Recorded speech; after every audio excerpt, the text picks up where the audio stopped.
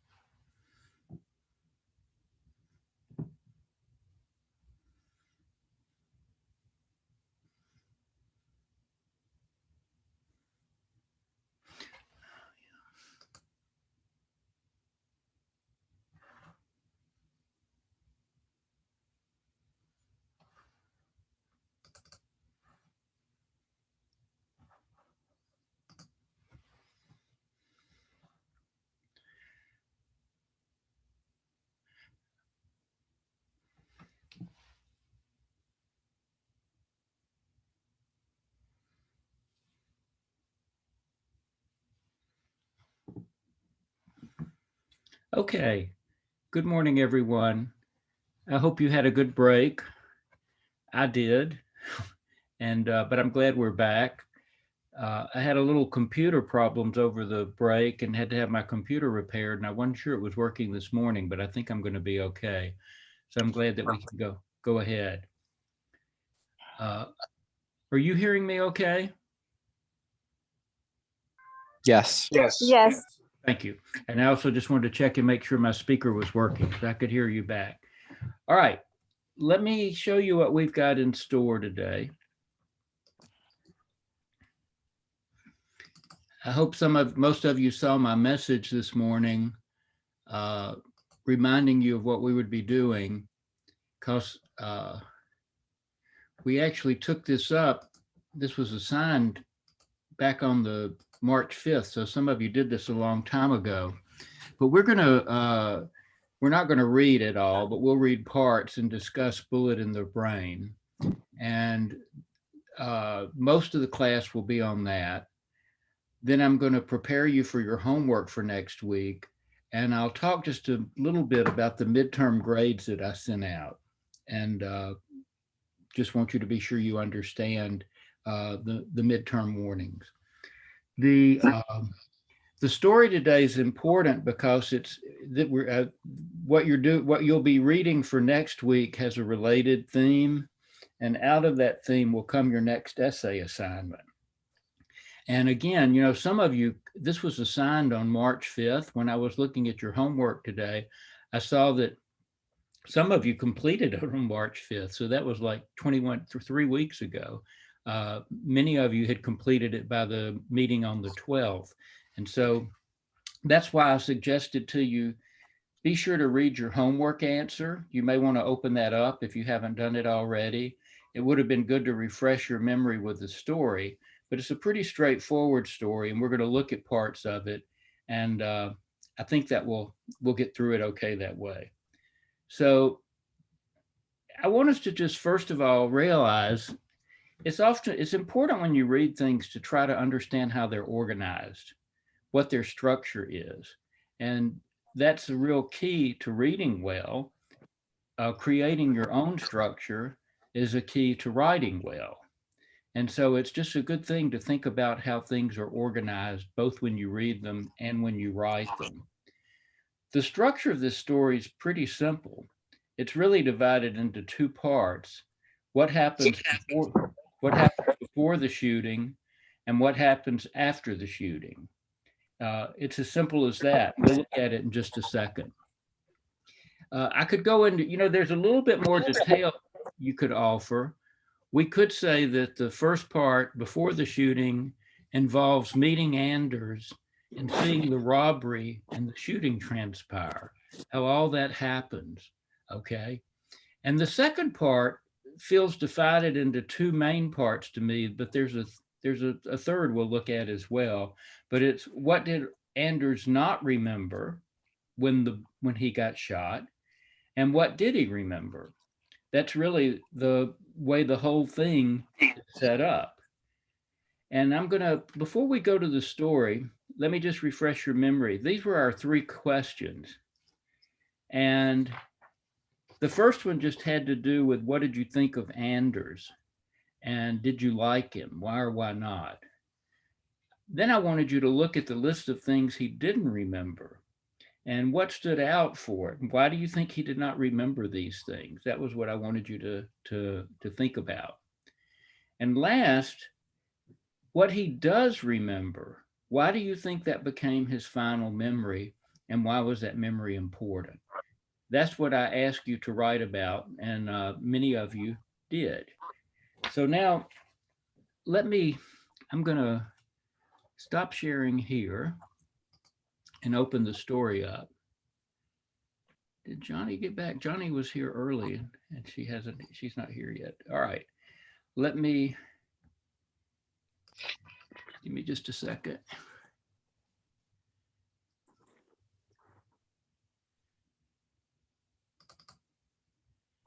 No. Just a second. Let me find what I'm looking for.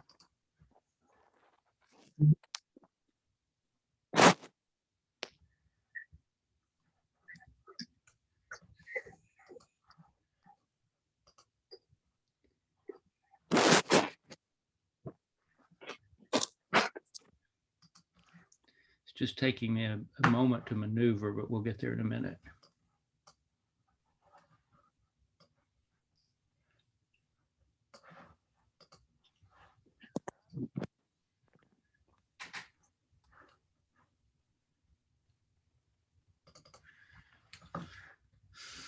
Okay.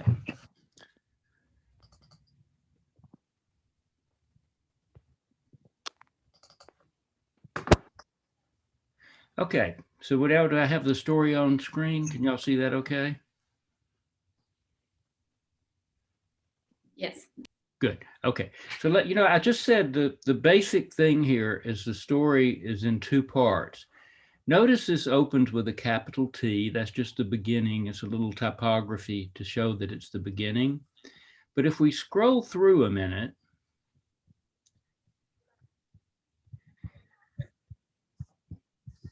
and so here, this section ends where Anders is shot. And notice the next section begins with another capital T. And so there's actually a break there that doesn't show up because there's a page break. But like in the copy of the story I have in a collection of short stories, there's a break in the page between those two parts. Oh, good, Johnny. Glad you made it. So, oh, yes, I'm here. good. You were early and then we missed you. So that's why I was checking on you. About that. That's all right. Okay. So again, two basic parts here. And let's begin talking about the first half of the story, where we meet Anders, see that a robbery's transpiring, and then that he is shot. So one of the first question was, based on what he says and how he behaves in the line at the bank, what is your impression of Anders? Do you like him? Why or why not? And several of you answered this very well. Let's just you don't have to tell us somebody. I tell you, Johnny, do you mind starting? What was your impression of Anders? My impression of him was that he was quick-witted, bold, says things that most people wouldn't want to say to others, but that he's kind of an asshole, kind of, excuse my language, but he's rude. Okay, I hope you caught that whole string. There were some positives there, okay, that he's bold, he speaks out, but Johnny used the a-hole word, that he really doesn't seem like a very nice person. What are some of the other adjectives some of you use to describe him?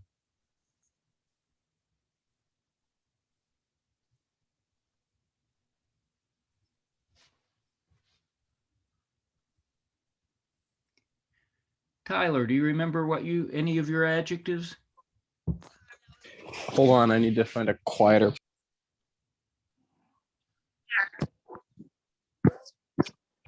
All right.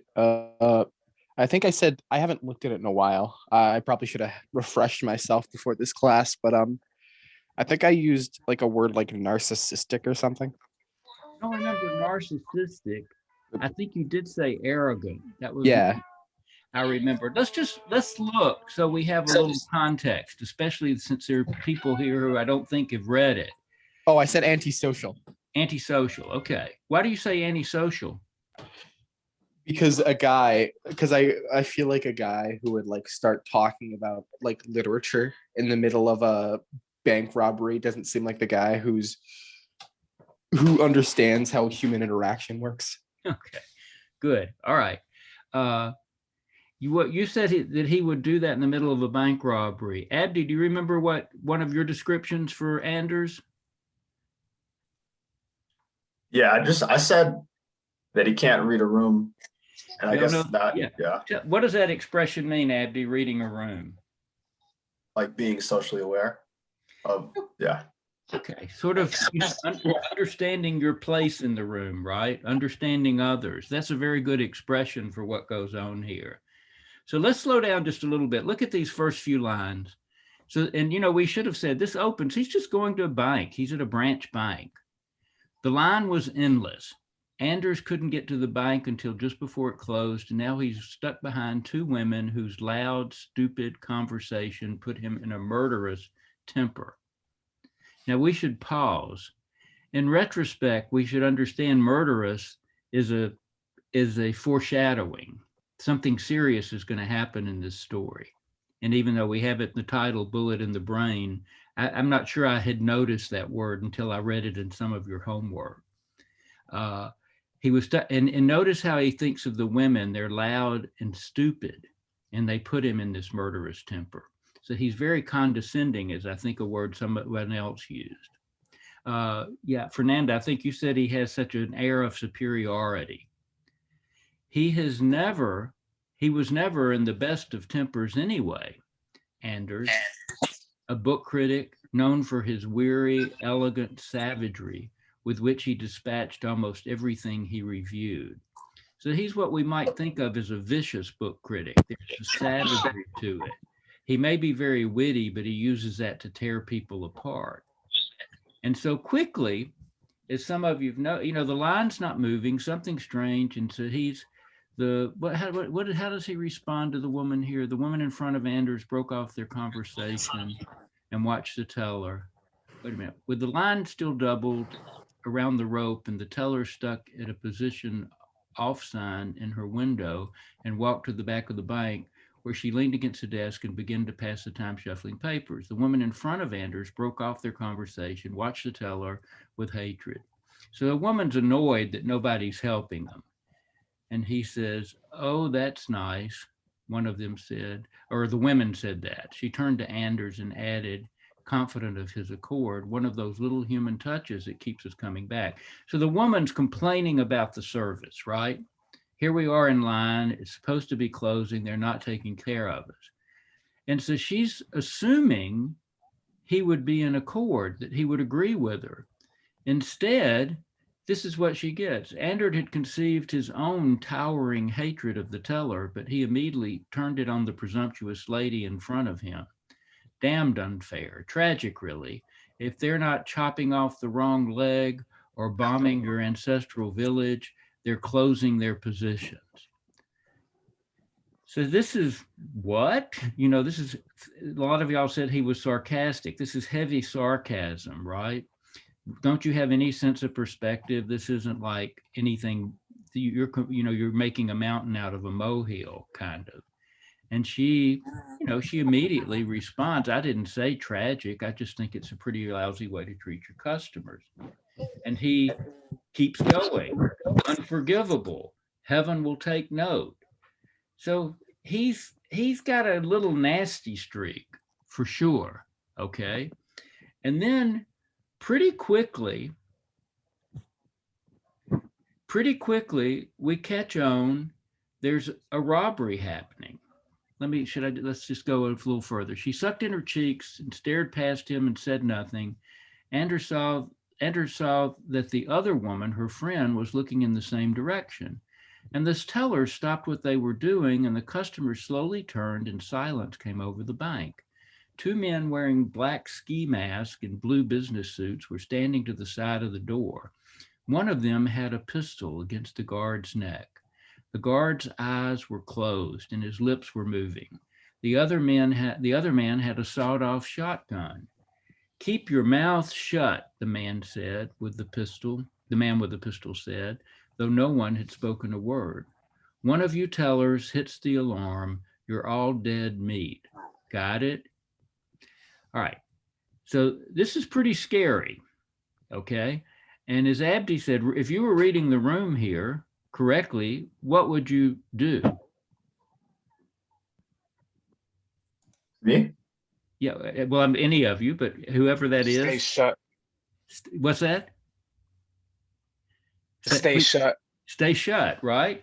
This is not the time to speak out. You don't play with people who have guns pointed at other people's heads. I hope we've never faced that, but we learned that from movies and TV and common sense. The teller's nodded. But what does Bravo say? What does Anders say? Excuse me. "Oh, bravo, dead meat." He turned to the woman in front of him. "Great script, huh? The stern, bare-knuckled poetry of the dangerous classes." What's her response? She looked at him with drowning eyes. She's welling up with tears. So here these gunmen are, and Anders is making jokes about them.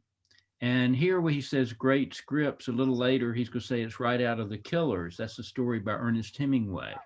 And so he's just keeps talking about their language, okay? And pretty soon that gets the killer's attention.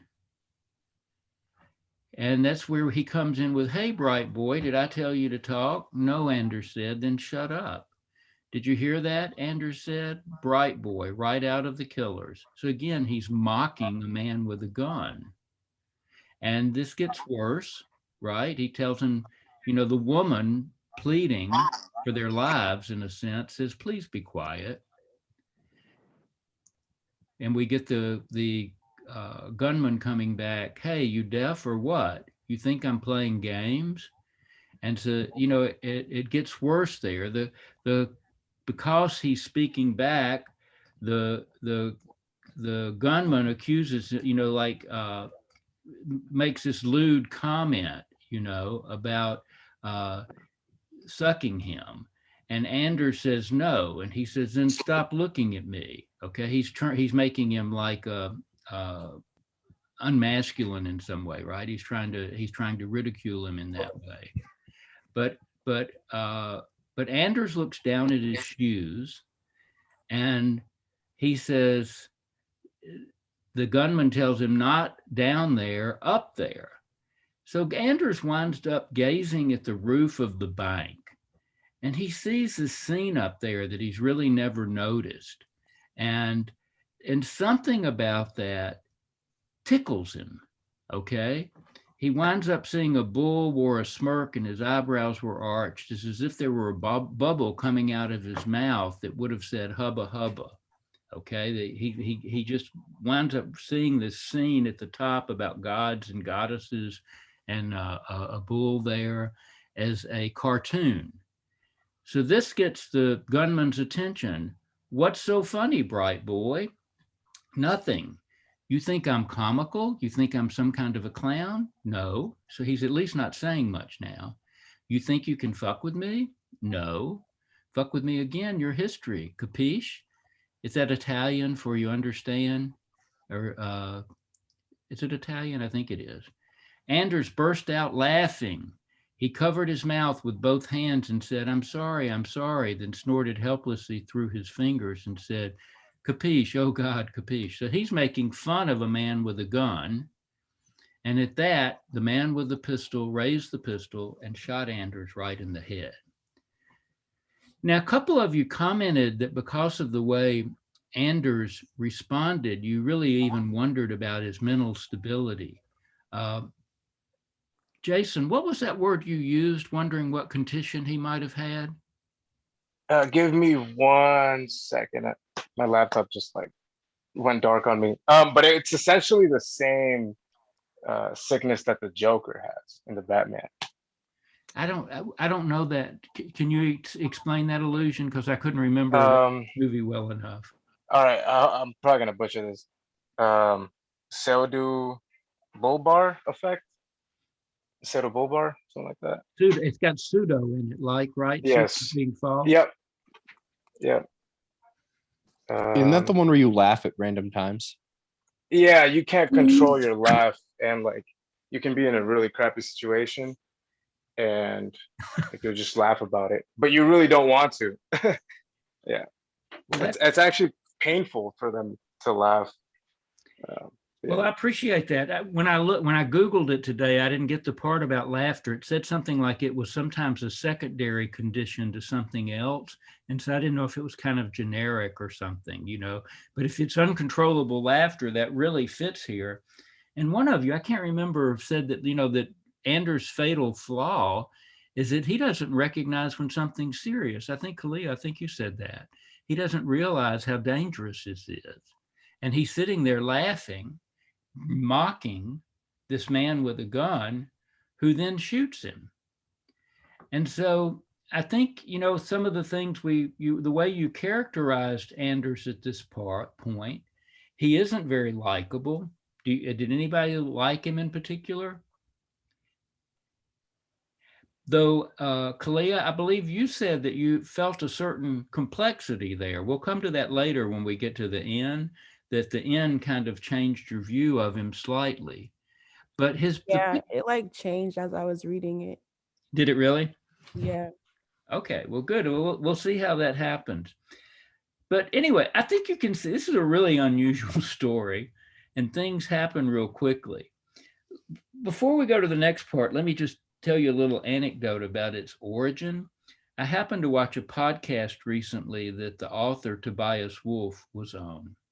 And George Saunders, from whom he's a short story writer, creative writing teacher.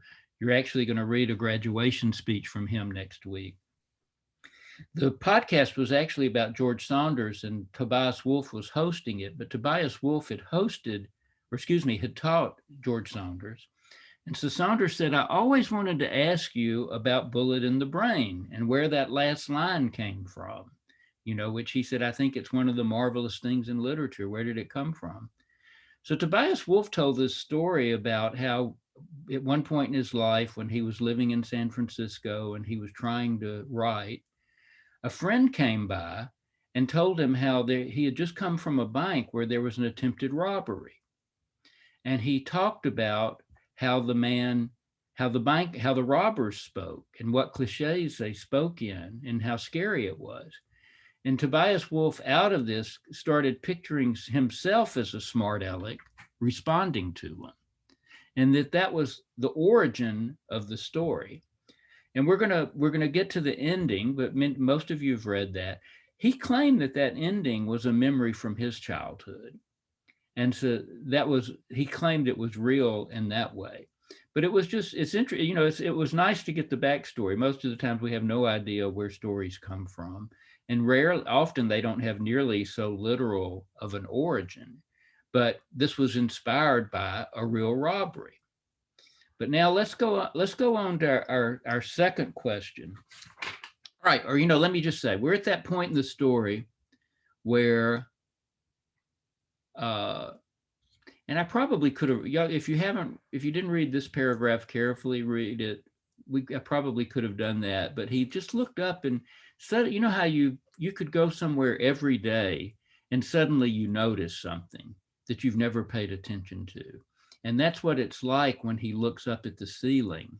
And then he does laugh uncontrollably, as y'all were saying, could be a neurological condition, but it's certainly something that can get you in trouble if you laugh at the wrong moment. In this case, it was deadly. But again, we're at the place where the story goes to part two. And there's a real break here. And our next question, before we look at what he didn't remember, I want us to look a little more carefully at this first paragraph of this section, because it actually touches on something I didn't ask about. It's almost a section unto itself. But in it, we trace the bullet going through his head. And the other thing that Tobias Wolff said about the story, he was actually reading an article about how the brain operated at the time. And so I'm sure some of the little details from an article he was reading in American Science or something about the brain worked their way into this paragraph. But listen to what he has here. The bullet. Ni siquiera me la comí. No, me comí. Somebody please mute yourself, okay? The bullet smashed Anders' skull and plowed through his brain and exited behind his right ear, scattering shards of bone into the cerebral cortex and the corpus callosum back toward the basal ganglia and down into the thalamus. Now, we're suddenly distanced very far by this medical language. Looking at this in a very clinical way. Before all this occurred, the first appearance of the bullet in the cerebrum set off a crackling chain of ion transports and neurotransmissions. Because of their peculiar origin, these traced a pattern flukingly called to life a summer afternoon 40 years before and long since lost from memory. Now, until I reread this morning, I had forgotten that the memory at the end appears here. This is telling us, again, that, like this bullet set off a stream of memory. After striking the cranium, the bullet was moving at 900 feet per second, That's pretty fast, right? A pathetically sluggish glacial pace compared with the synaptic lightning that flashed around it. Not the bullets moving quickly, but the electrocurrents in the brain move even quicker. Okay, they make that look like a glacial speed because they're moving so fast. All right. Once in the brain, that is, the bullet came under the mediation of brain time, which gave Anders plenty of leisure to contemplate the scene that, and a phrase he would have abhorred, passed before his eyes. Now, do all of you have familiarity with that notion that your life can pass before your eyes when you pass away? Have you ever heard family members talk about that or seen any indications? Yes. Yeah, many people who've had near-death experiences talk about a phenomenon of just seeing some vision about their life. And so this is a part of like both folklore and virtually human belief. There's a line in the Wasteland by T.S. Eliot. It says something like, Phoebus the Phoenician, a fortnight dead, forgot the cry of gulls and the deep sea swell and the prophet-in-laws. He passed the stages of his age and youth, entering the whirlpool. And so the idea is that, there's no telling what you might envision. And in his case, it was this afternoon back in the summer. And so why would Anders have abhorred the phrase "passed before his eyes"? Abhorred means hate. Why would he have hated that?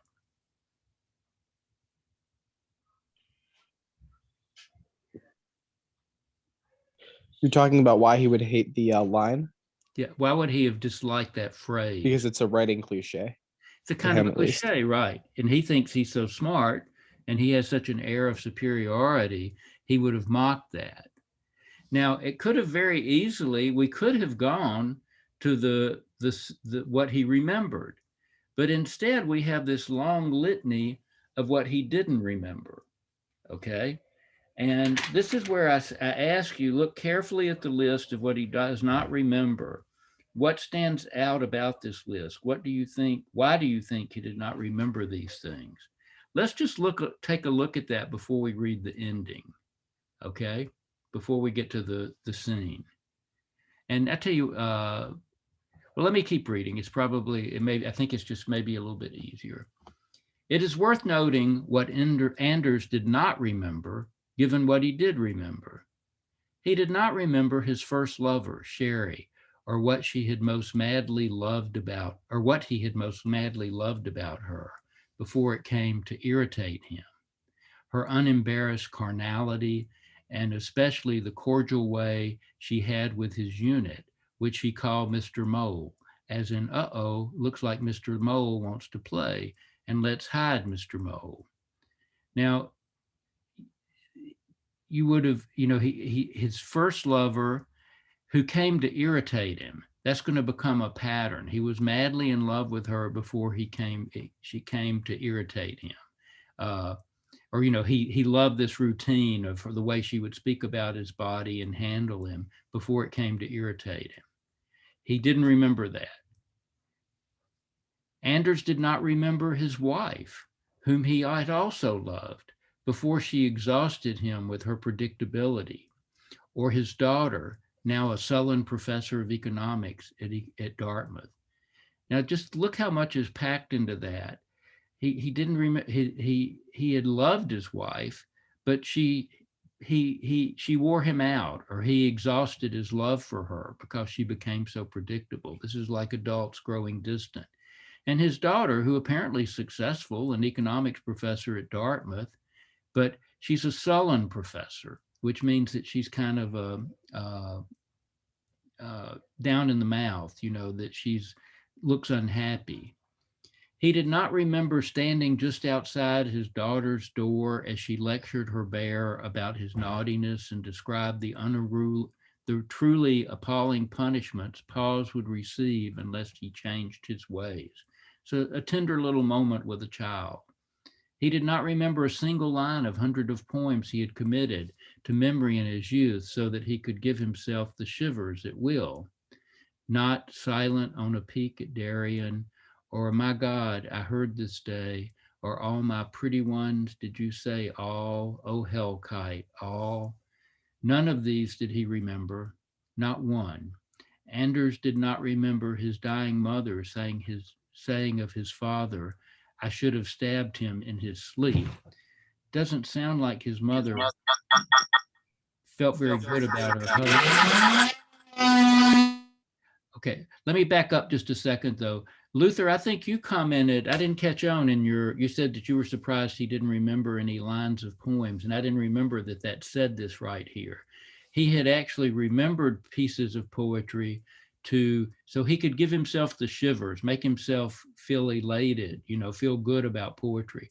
Silent upon the peaks at Darien's, a line from a sonnet by Keats. I'm not sure about my God, I heard this day. All my pretty ones is from Macbeth. And so he's got some great lines of poetry here. Silent upon the peaks at door is like upon first looking into Chapman's Homer, Keats compares reading Homer to discovering a new world. And there was some discoverer, Cortez, I think, silent on a peak. Anyway, he has these great moments, but he didn't remember any of that. And he didn't remember this horrible thought from his mother that she should have stabbed her husband. He did not remember Professor Joseph telling his class how the Spartans had released the Athenian prisons from their minds if they could recite Aeschylus, and then reciting Aeschylus himself right there in Greek. And that's like a great learning moment or something, right? A very inspirational moment. Anders did not remember how his eyes had burned in those seconds. He did not remember the surprise of seeing a college classmate's name on the jacket of a novel not long after they graduated, or the respect he had after reading the book. He did not remember the pleasure of giving respect.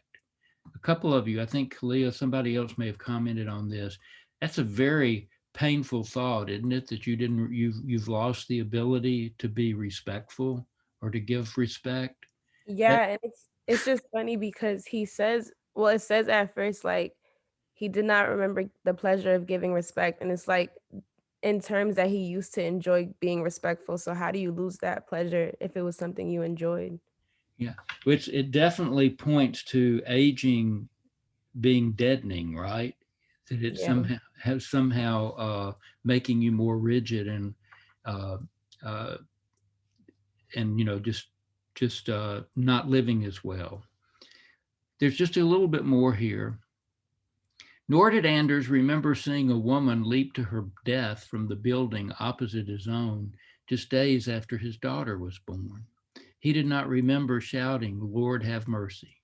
He did not remember deliberately crashing his father's car into a tree. Well, I'm not sure why that happened. Or having his ribs kicked in by 3 policemen at an anti-war rally, or waking himself up with laughter. Somebody, go ahead. Oh, I was going to say, I think I know why he crashed his father's truck into a tree. Why was that? Well, because he was abusive. Remember, his mother said I should have stabbed him, implying that she didn't like him. Okay, that's a good. Yeah, that's a credible connection. I would accept that it was like retaliating to him in some way, right? He was getting back at his father by wrecking his truck. Isn't that what you're saying, Tyler? Yes. And somebody had said that he laughed when got kicked in his ribs. I'm not sure those two things are connected. It sounds like he would wake himself up with laughter in the morning. Whether that gets back to uncontrollable laughter, I'm not sure. He did not remember when he began to regard the heap of books on his desk with boredom and dread. Now remember, he's a professional reviewer, and suddenly his work is boredom and dread. Or when he grew angry at writers for writing them. Now think about this, there are a lot of ways as you grow up, you might dislike your work, but he's become so bitter that not only does he not look forward to reviewing them, he's angry they wrote them. Okay, that's kind of pushing it very hard. Johnny, see if you can remember what you said about this. He did not remember when everything began to remind him of something else. Now just stop there and ponder that a second. He did not remember when everything began to remind him of something else. If everything reminds you of something else, what does that say about your state of mind? Johnny, can you comment on that? You had a really good comment about that.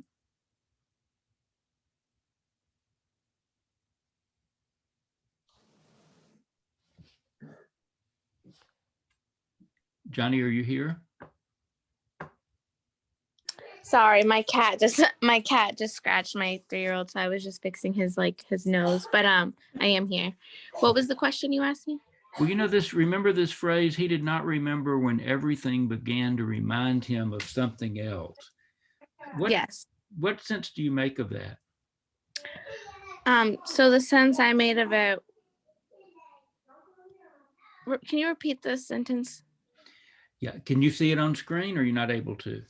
No, I'm trying to look it up, what I wrote for my thing, but can you repeat it just so I can hear Sure. it? He did not remember when everything began to remind him of something else. Oh, I took it as the way he looked at life was different. Like everyone looks at life differently, but when you start to look at everything as like a memory, are you really living? You know what I mean?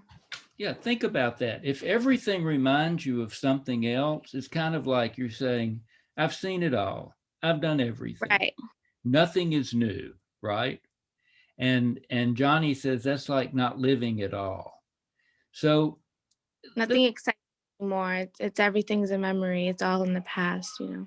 It's all in the past. You're done. So do you get it? Think about it, whether you answered this or not. Why did he not remember these things? What was going on that he didn't remember these things? I feel like they weren't there. There are things that you would always find important in your life, but at the end of the day, they didn't matter as much as being like just at peace and happy. Well, and think about it too.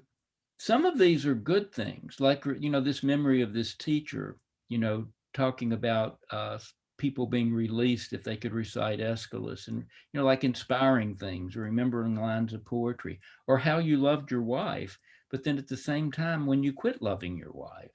And so it's a little mix of both things that were important to him and things that reflect how jaded he had become, how he had lost a lot of his appreciation, had lost his ability to enjoy things, and had become the person we see in the bank line just ridicules, right? Makes fun of others. It is hard to find a little bit of kindness there. So that brings us to any other comments though? Anything else you would like to add before we leave this? Well, yeah, it's because he's bored. Do you think that mostly it reflects that he's bored? Yeah, he's seen and done everything, and we've already established that really aggravates him when he sees something again and again and again. Yeah, well, I think that's fair. Is that Tyler speaking? I can't see. Yes, that's me. I think that's fair because the last comment is he did not remember when everything began to remind him of something else. And so he's definitely in a stage of life where things just feel horribly repetitive. And whether they are or not, that can be a real, what you do, where your attention is, or what your emphasis is. All right. So now let's look at what he remembered. Okay. And I saw a range of answers on this, but we want to think about this. My question on this one was, why do you think this memory was his final one? Why was this memory important to him? So let's just bear with me and listen to it first, and then we'll talk some more. This is what he remembered. Heat, a baseball field, yellow grass, the whir of insects, himself leaning against a tree as the boys of the neighborhood gather for a pickup game. Really ordinary childhood scene, right? Bunch of guys getting together to play baseball. The captains, precociously large boys named Burns and Darch argue the relative genius of Mantle and Mays. They have been worrying this subject all summer, and it has become tedious to Anders, an oppression like the heat. Now let's pause a second. If you're not a baseball fan, Mickey Mantle was a great hero of the 50s and 60s, as was Willie Mays. They were often, the argument was who was the greater. Mickey Mantle was a Yankee.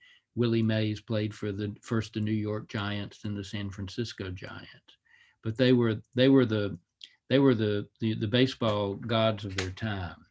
And so, and here's a little, this young Anders is a little like the old Anders at this moment. They've been arguing that all summer, and it has become tedious, an oppression like the heat.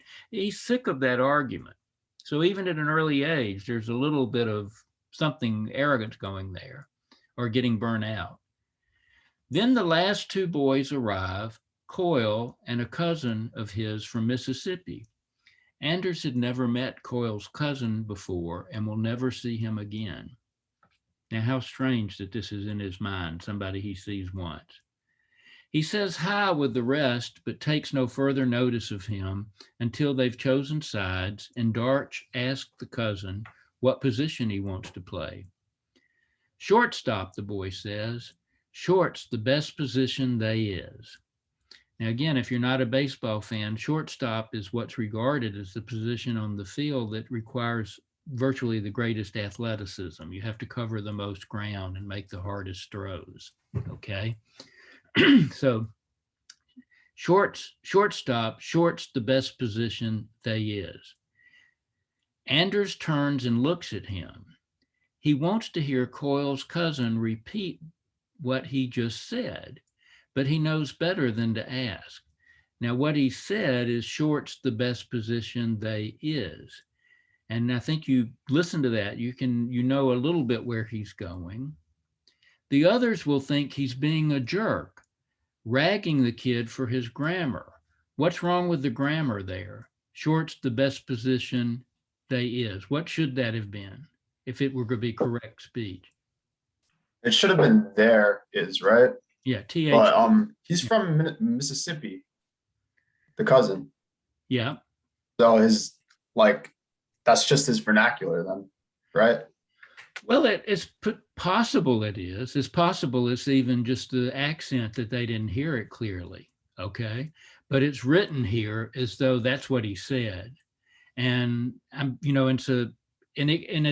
he presents it as though, the author presents it as though it's grammatically incorrect. And even this young Anders is tuned in enough to language to know that it's incorrect. And notice though, he doesn't want to ask him to say it again. He enjoyed hearing it, but he doesn't want to do it because he doesn't want to look like a jerk, and he doesn't want to appear to be ragging the kid for his grammar.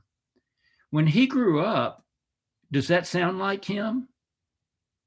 Not at all. Right? When he grew older, he would much more likely to have made fun of it. But here, that's not who he is. But that isn't it, not at all. It's that Anders is strangely roused, elated by the final two words, their pure unexpectedness and their music. He takes the field in a trance, repeating them to himself. Now, this is something kind of magical happens here. He doesn't want to correct it at all because he's roused by it. He's elated. They're unexpected and they're music. He hears music and they is.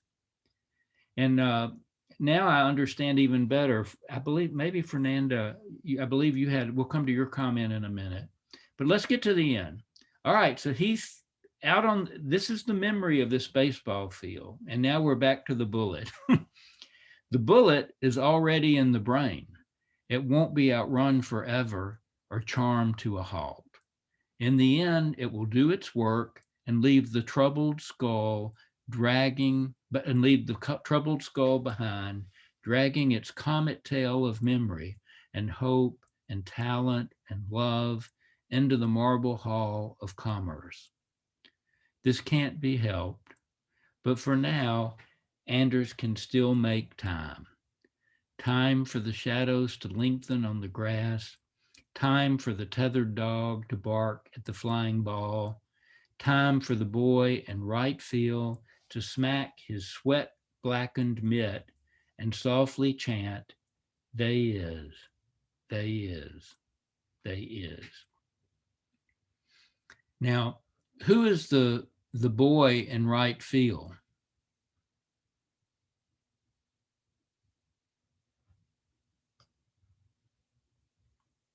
Time for the shadows to lengthen in the grass, time for the tethered dog to bark at the flying ball, time for the boy in right field to smack his glove. Who is the boy? Anders. Yes, right? So he balks at asking the cousin to say that again, even though he finds something very beautiful about it. But when he goes out to right field, he's out in the outfield. Right field is, when you're kids, often the player put in right field is the one you think is the most hopeless. Is a little bit of baseball hierarchy here. And my apologies to all the right fielders out there, because I've been one too. But he's in right field, but he's hitting his glove and he's chanting, "They is, they is, they is." Now, Fernanda, how did you interpret why this was important to him? So I think the reason why he remembered this moment in his life, it's because it marked a discovery of his love for words, for how words work. And that astonished him, the way his cousin's friend made the use of the two words, "they is." Yeah, I think I think you really picked on something good. And I didn't even realize when I read your homework, we have this whole thing here, strangely roused. That's like the word aroused, right? He's stirred up. He's elated by those final two words. They're pure unexpectedness. They're a surprise. They're music. They make a nice sound. And so I do think, Fernanda, calling attention is almost like the discovery of language. And notice, these are words that are not used properly, correctly. They're grammatically incorrect, but there's a music there, okay? And something about that does feel like a real important discovery. What are some other reasons that this moment was important to him? There were other good things said about this.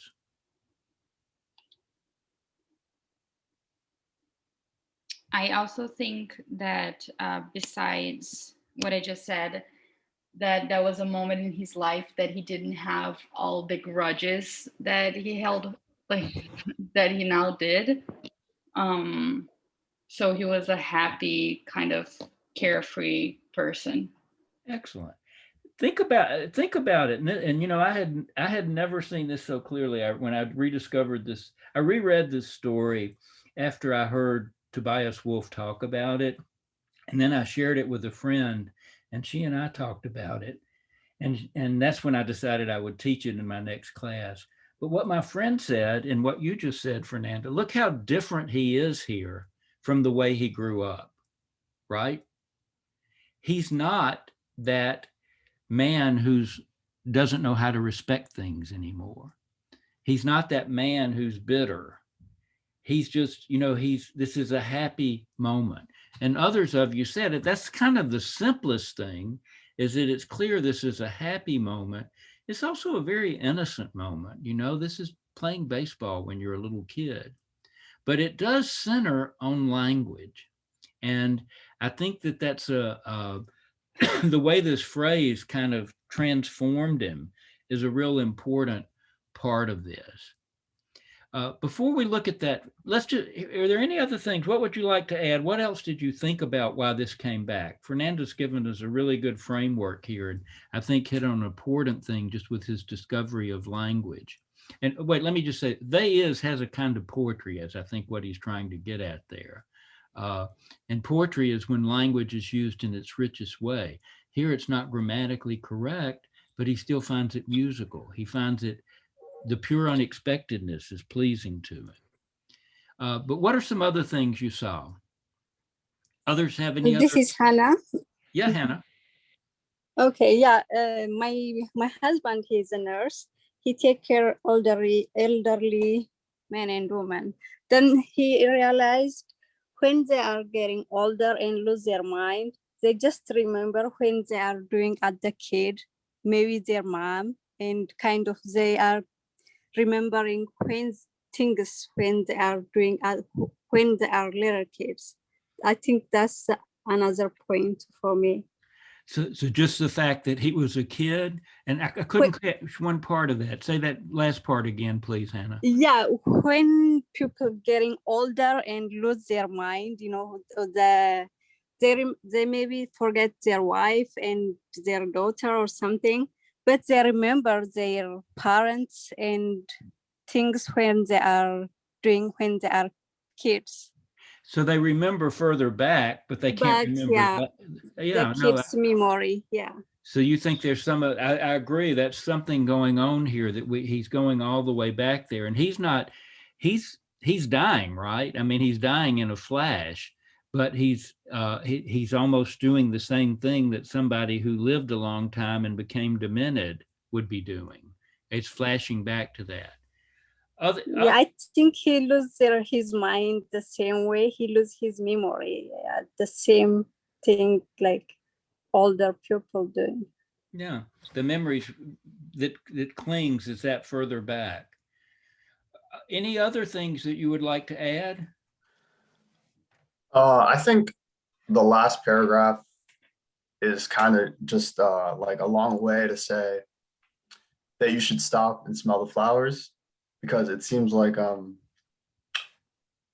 as Anders he goes through his life, he kind of just he kind of gets beat down by life, and then he falls into the same like kind of thinking, and then he remembers something like before all of that happened, when he was just enjoying the summer.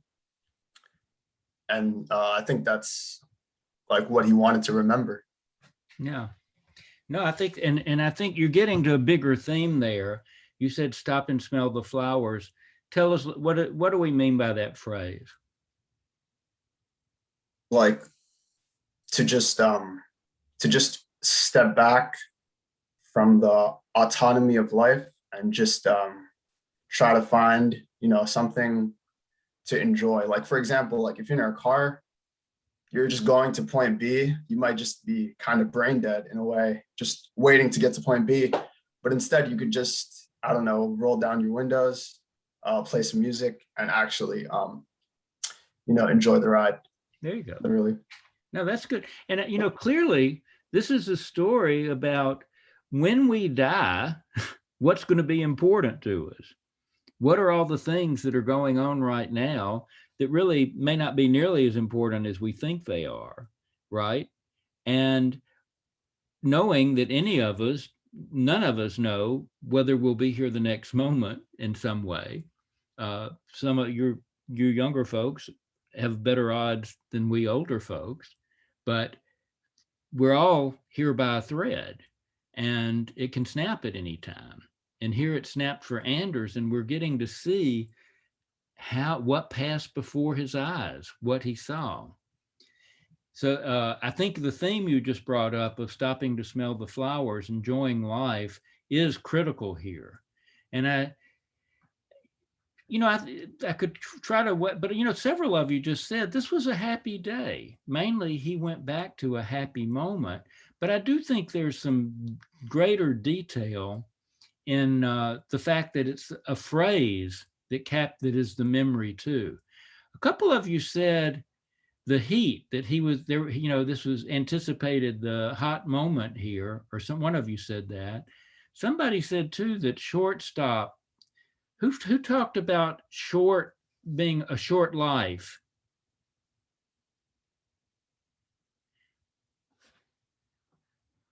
Hold on, I can. Seems like one of you said something about it being a short life.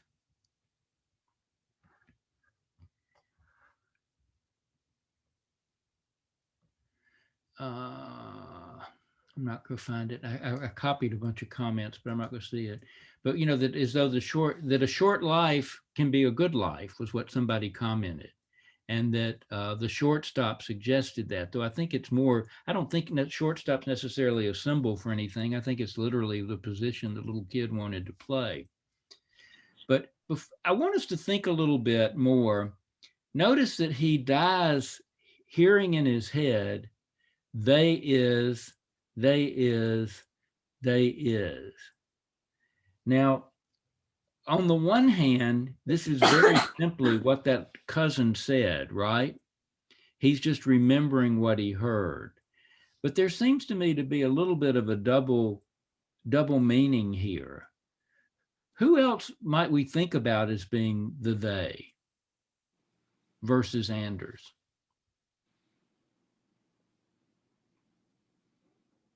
And this is just an interpretation. This is, you know, but does that suggest anything to you? Who else might be the they?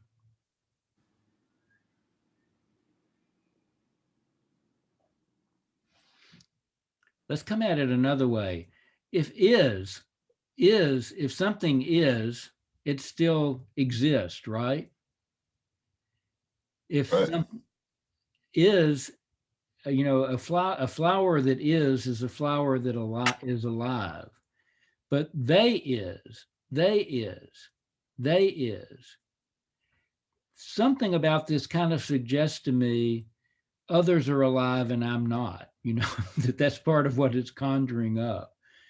You know, instead of, if it were they are, you know, it wouldn't be, you take the grammar out of it, but he remembered it as they is, but he's softly, he's hearing they is, he's leaving, but others are still there.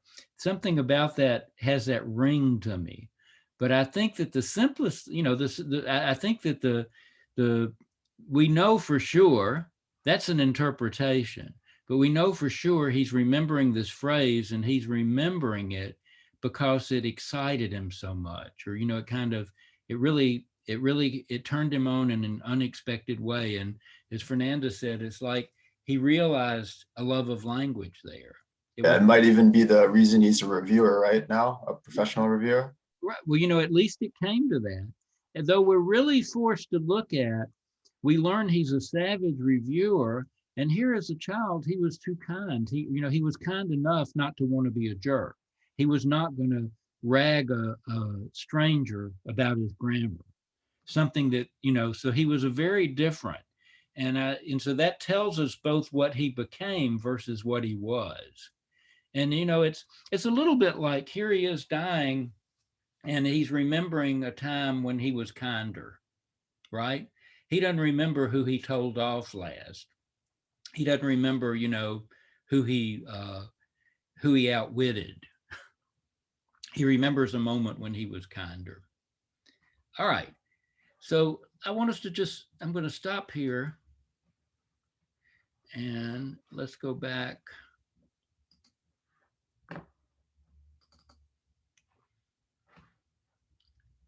Excuse me just a minute.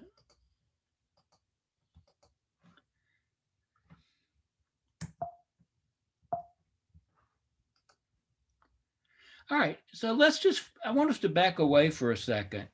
And I've got these questions. You know, I'm going to just presume this story is powerful. I hope you liked it. If you didn't, I hope it's okay. But I think this is a really unusual story and a very powerful story. And I just want us to think about, what do you think its big idea? Why is it, where does it get its power? What does it make us think about? And what might we learn from it? So I think Tyler started us off on this because he said he thought that at the end we were trying to learn a little bit about smell the roses. You know, how do you enjoy yourself in life? Don't allow yourself, give yourself permission to enjoy life. What are some other things in this story that made it powerful for you?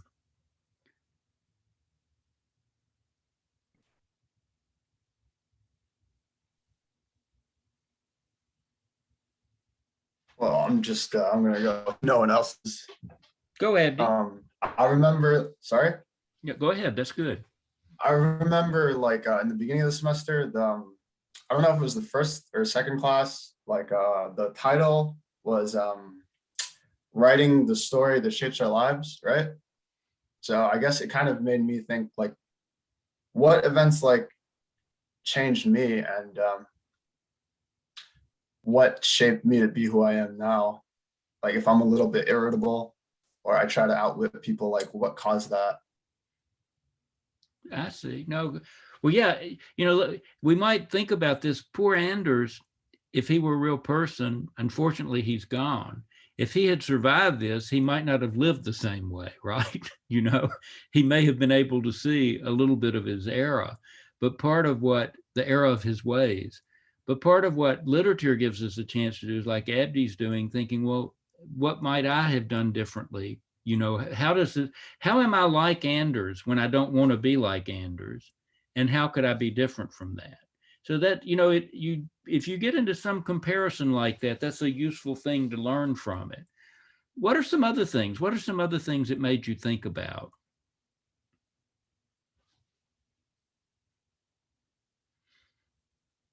Or, you know, while you're pausing, let me, Kalia, I want to come back to you a minute. Tell us a little bit. You said when you got to the end, you wound up thinking a little differently about Anders. Why was that so? Or how did you think differently? And why did you think differently? Hold on, I'm gonna pull up my homework.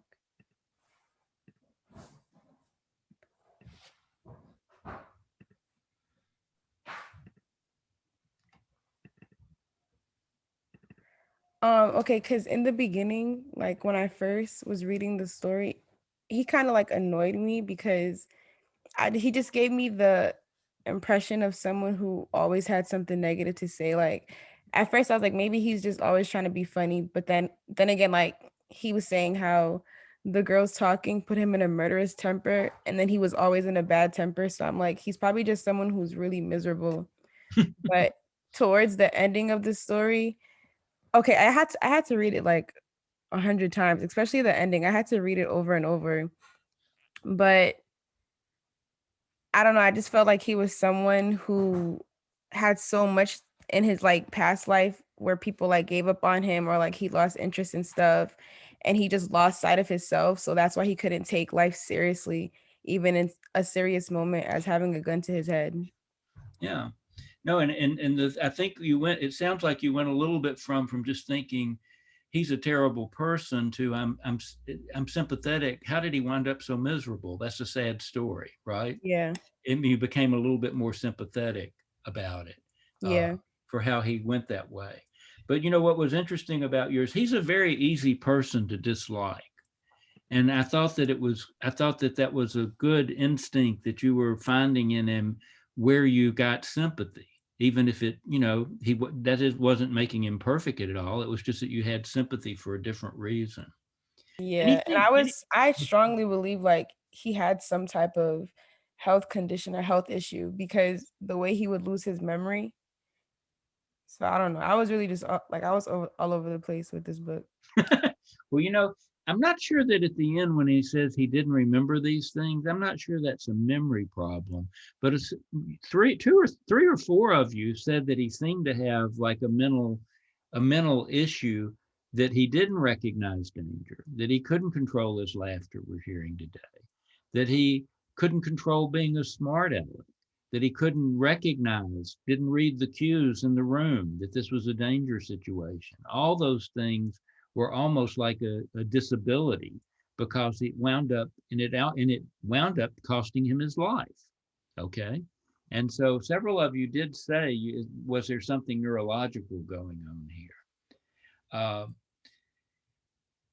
One more. What does this make us think about? What did it make you? Somebody else tell us what this made you think about, and then It made me think about what would you think of if you were on your like deathbed or about to die? Yeah, it's very hard for it not to take you. If you had the opportunity to look back, what would you think about? And I think, Tyler, that it definitely has that potential. That's what it's trying to do. It's one of the things that it's trying to work our attention in that way. And in some sense, it's trying to let us know, I think it can serve as a kind of a caution you know, think about what's important. Think about what's important. All right, we're going to leave that now, and let's talk just about your homework a minute. And we'll finish up right on time. You know, going into our break, I had urged you, you had an essay due, and I said, be sure that you've read this, because again, I assigned it a long time ago, but I saw only a few had turned it in before the class 2 weeks ago.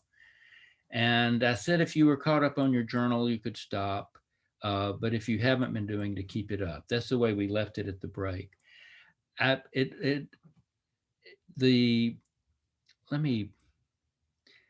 me just say, but we'll come back to this, but let me just go for your homework for next time. For next week, I want you to, I'm going to assign 2 graduation addresses. And one is by George Saunders, who's a fiction writer and a teacher. And the other is by Stephen Jobs, who was the founder of Apple and Pixar as well, too. And you may have heard of these. Stephen Jobs gave this graduation speech at Stanford not long before he died. And it became like it went viral, so to speak. It became very famous. George Saunders gave his at Syracuse in 2013. He teaches at Syracuse, which is one of the great creative writing programs in the country. And he gave his in 2013, and it also went viral. And it now is available like in a little gift book as a gift for graduates. But I said I want you to read them, but I'm also giving you the links to watch them and listen to them in video. And so you can read and listen while you're talking, or you can listen and then go back and read, but you're going to have both the text and the video link. And then I'm giving you a set of discussion questions. So let me show you what they are. They're going to be 4 about Saunders and this one about Stephen Jobs. For Saunders, I'm going to want you to comment about him as how he comes across as a person in the speech, okay? What kind of person does he seem to be? Are there qualities of his personality that interest you? Would you enjoy getting to know him? Why or why not? And you know, this is a way of saying whenever people write, they present themselves. They create we call a persona. And so I want you to see how he presents himself in this speech and what kind of person that seems to define him as, okay? And so in your instructions, it'll say to write a good paragraph about each of these. Some of them may be shorter than others, but some could use some amount of detail. Second one, what does Saunders say that you particularly enjoy or get a kick out of? Why do you find that particular statement amusing or enjoyable or memorable? So if this is something you enjoyed, this next one is something you're not quite sure what it means. What does Saunders say that you find to be especially challenging to understand? Cite what he says and then explain as best you can what you think he means. A lot of his speech is very simple. Some of the ideas are a little bit more complicated. And so I want you to point to one that you find a little more complicated and then explain what you think it means. The last one, if you took Saunders' advice to heart, what is the one thing you would do differently in the next week? I'm trying to put a very short time frame. If he does give advice here, and so if you took that advice, what would be different? Just be explicit. Say why your action fits his advice. What would you do differently, and why does it fit his advice? All right, for Jobs, it's a little bit simpler. I just want you to say, excuse me. I saw a typo I tried to correct. I dropped this for you. What was the most important piece of advice that Stephen Jobs, I'm sorry, for you, for yourself, what was the most important piece of advice that Stephen Jobs offered in his speech? What do you think is the most important thing he said? And if you took his advice to heart, what might you do differently? So notice that 4 and 5 are similar. What would you do differently for what Saunders advised, what did Stephen Jobs say that you thought was important, and how would that affect you to do something differently? Okay. So that's it. I want to go back to our, I want to show you where these are in your assignment folder.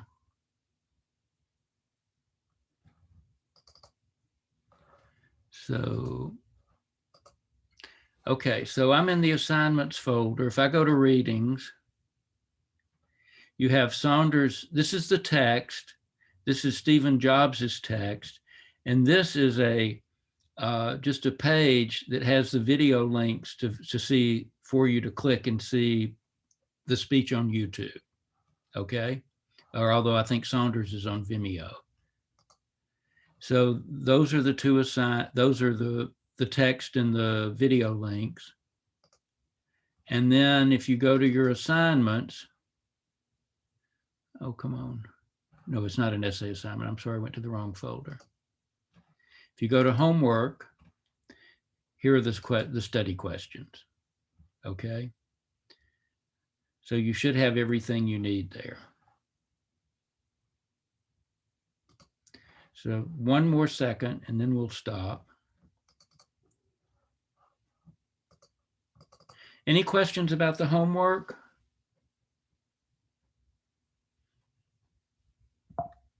I should, at this point, I hope I have your essay. If I don't have it, oh, excuse me, I need to get that back up. If I don't have it, I need to get it as soon as possible, because I'm going to I hope to have those graded by next Friday, and I want to see your work as quickly as I can. So if you haven't turned it in, you need to. So I'm going to close just commenting about midterm grades. I sent out warning grades, and if you received one, it was to let you know that you were not on a passing path. And, you know, almost everybody really who got a warning, it was because of missing work. In some cases, there was zero work. In some cases, there was just whole essays missing or too much homework. But mainly, if you received a warning grade, you really have to think about it, and you received a warning grade because you're doing almost no work, you have to think about the advantage of staying in the class. And you may prefer to just withdraw than just not pass. If you're not going to do the work, it's really not, you're not getting anything out of it.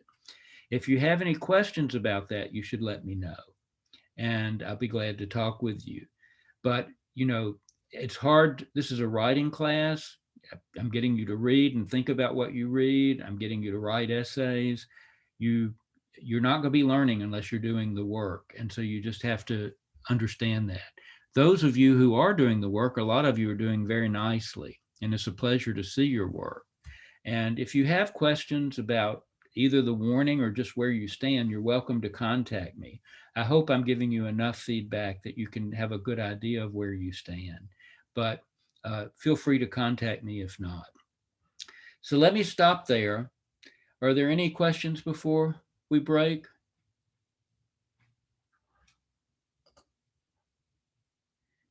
Is that it? All right. Well, listen, it's good meeting with you today. I appreciate your discussion, and I enjoyed reading your homework. I look forward to your essays. If you have any questions about work you need to do, let me hear from you.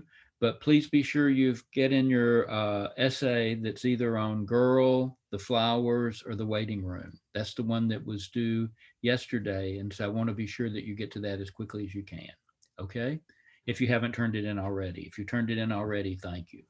Wait, were the essays supposed to be on just one, or you're supposed to write one about each, right? No, Johnny, just one.